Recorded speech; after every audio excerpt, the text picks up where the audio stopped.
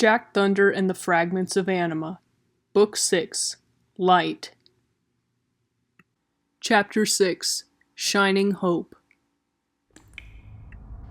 Gangway! The warning couldn't come soon enough.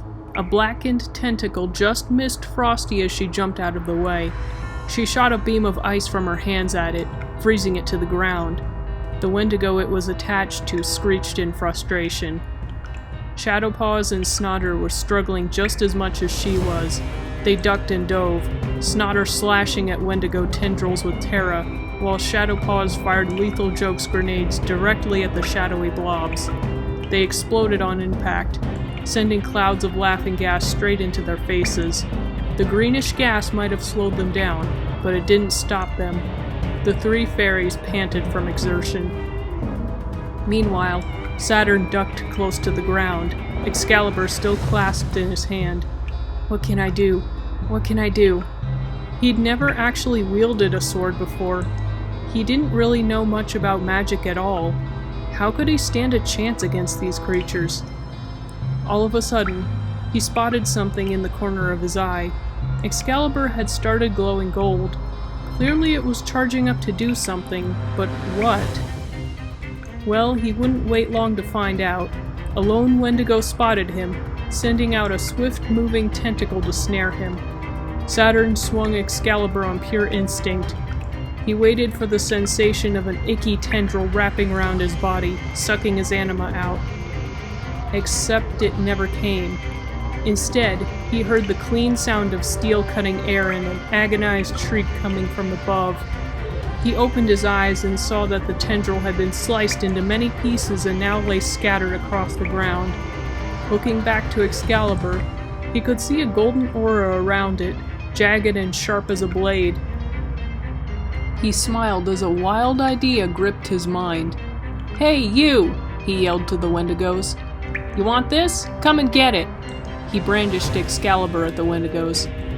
Every one of the Wendigos turned and gave chase. Excalibur's glow grew hotter as they approached. Just moments before impact, Saturn swung the sword once more. It launched a crescent-shaped blade of light towards the attackers. More shrieks filled Saturn's ears as the blade sliced through the Wendigos like butter. He swung again and again, more blades of light coming from Excalibur. Though his swings were clumsy, the light blade sliced and diced his attackers, reducing them to scattered lumps across the ground. The pieces crawled towards each other, trying to reconnect. Frosty spotted a few and froze them in place. Snotter and Shadowpaws followed her lead, hacking and blasting the remaining pieces into even smaller ones to keep the Wendigos from reforming. Eventually, the battleground was covered in ice and frozen chunks of shadow demons. Saturn noticed Excalibur's glow had changed. The glow had taken on a sky blue shade and had moved from the blade to the center gemstone. Eh? What's this? Excalibur's charging a new spell? Only one thing to do now. Saturn turned Excalibur's blade towards the ground, gently pushing its tip into the ice. The blue glow from the gem encased the ground, filling the chamber. When it cut out, the world had returned to normal.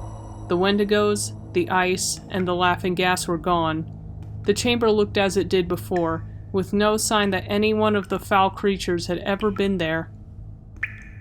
Saturn stared straight ahead in disbelief. What had just happened?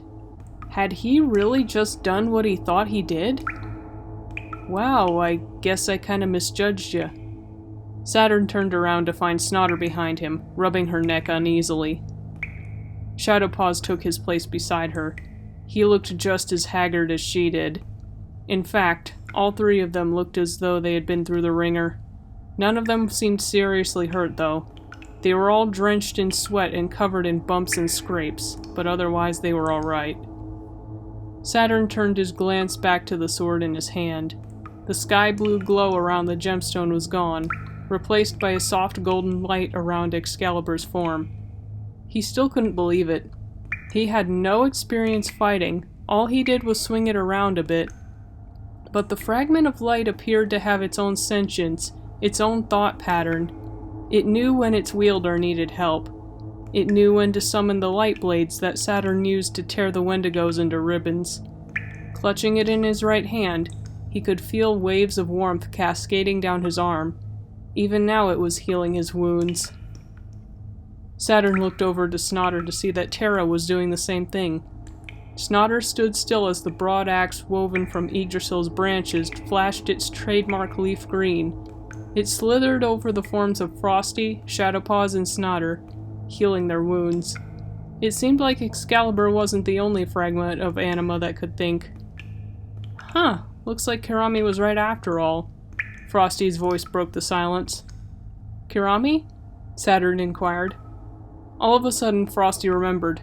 Ah, the others! They're still down there! We need to go find them! Where did they go? Did they go to find more treasure? Would you stop rattling on about treasure? Snotter snapped. Saturn jumped back, his one good wing flaring out. Speaking of causing a cave-in, Shadowpaw smirked. Now is not the time, Frosty Whisper shouted. She turned and ran towards the exit on the opposite side of the chamber. Shadowpaws and Snotter made their way after her through the tunnel. Saturn hesitated for a few seconds before Snotter turned around and grabbed him by his wrist, hauling him into the tunnel. Haha, looks like you've taken a liking to me after all. Shut up.